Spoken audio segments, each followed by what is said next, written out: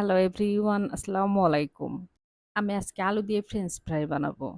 French fry করার জন্য ১ম এ আমার লাগবে আলু। ফ্রেঞ্চ ফ্রাই বানানোর জন্য আমি এখানে ৩ টা বড়, বড় আলু নিয়েছি।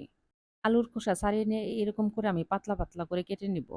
আলু কাটাটা কিন্তু বেশি মোটাও হবে না, আবার যে একদম পাতলা তাও হবে না। দেখেন আমি ঠিক কিভাবে কেটে নিচ্ছি। আর সবগুলো আলু কিন্তু একই মাপের করে কাটতে হবে। সব কয়টা যেন সমান, সমানভাবে কাটা হয়। ফ্রেঞ্চ ফ্রাই বানাতে কিন্তু বড়, বড় আলু লাগবে। ছোট আলু দিয়ে কিন্তু হবে না।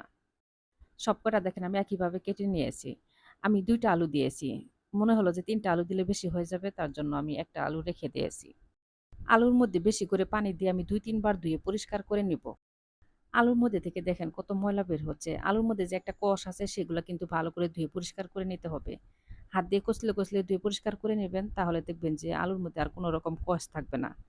আলু ধুয়ে পরিষ্কার করে নেওয়া হয়ে গেছে। এখন আমি ২০ মিনিটের মতো ভিজিয়ে রেখে দেব। যদি নতুন আলু দিয়ে বানান তাহলে ১০ মিনিট ভিজিয়ে রাখলেই হবে। আর যদি পুরানো আলু দিয়ে বানান তাহলে ২০ মিনিটের মতো ভিজিয়ে রাখতে হবে। ২০ মিনিট ভিজিয়ে রাখলে দেখবেন যে আলুর মধ্যে যদি কোনো রকম কষ থাকে সেটা আর থাকবে না। আর আলু একটু শক্ত হবে। অন্য পাশে চুলার মধ্যে আমি আগেই পানি বসিয়েছি। পানির মধ্যে বলক উঠে গেছে। এখন আমি দিয়ে দিব ১ চামচ লবণ। পানির মধ্যে কিন্তু ২-১ টা বলক উঠিয়ে নিবেন। তারপরে লবণ দিয়ে তারপরে আলু দিবেন। এখন আমি আলু দিয়ে দিব। আলু আমি ২ মিনিটের মতো সিদ্ধ করে নিব। বেশি কিন্তু সিদ্ধ করা যাবে না। আলু আমি নেড়ে-চেড়ে সিদ্ধ করে নিব। খেয়াল রাখতে হবে আলু যেন কোনো রকম নিচে লেগে না ধরে। আর ডুবো পানিতে কিন্তু আলু সিদ্ধ করে নিতে হবে। ডুবো পানিতে আলু সিদ্ধ করলে দেখবেন যে সব পাশে সমানভাবে আলু সিদ্ধ হবে। আর যদি অল্প পানি দিয়ে সিদ্ধ করেন তাহলে দেখবেন যে অনেক পাশে হবে না, তো সমানভাবে সিদ্ধ হবে না। আলু ২ মিনিট সিদ্ধ করে আমি উঠিয়ে নিয়েছি। আমি একটা ছড়ানো প্লেটের মধ্যে টিস্যু রেখে তারপরে আলু উঠিয়েছি। নিচে থেকে পানিগুলা টেনে যাবে আর আমি উপরে টিস্যু দিয়ে আলুগুলা এরকম করে মুছে দেব।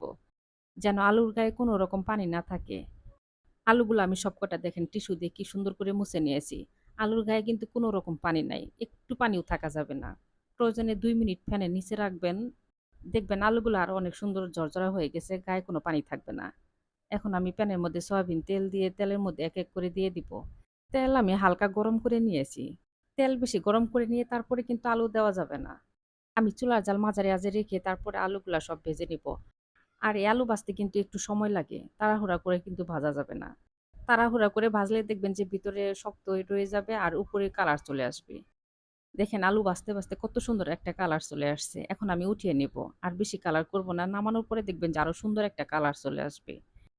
আর হ্যাঁ, সিদ্ধ করার সময় কিন্তু অবশ্যই লবণ দিবেন। লবণ দিলে কিন্তু আলুর স্বাদটা দেখবেন দ্বিগুণ বেড়ে যাবে। এই ফ্রেঞ্চ ফ্রাই কিন্তু অবশ্যই টমেটো সস দিয়ে খেতে হবে। এই ফ্রেঞ্চ ফ্রাই এত্ত মজা হয়েছিল আসলে কি বলব? বাচ্চারা তো ভীষণ মজা করে খেয়েছে। আপনারা সবাই একবার হলেও বাসায় ট্রাই করবেন। আমি একটা ভেঙে দেখিয়ে দিচ্ছি। দেখেন কত সুন্দর হয়েছে। সবাই ভালো থাকবেন। আল্লাহ হাফেজ।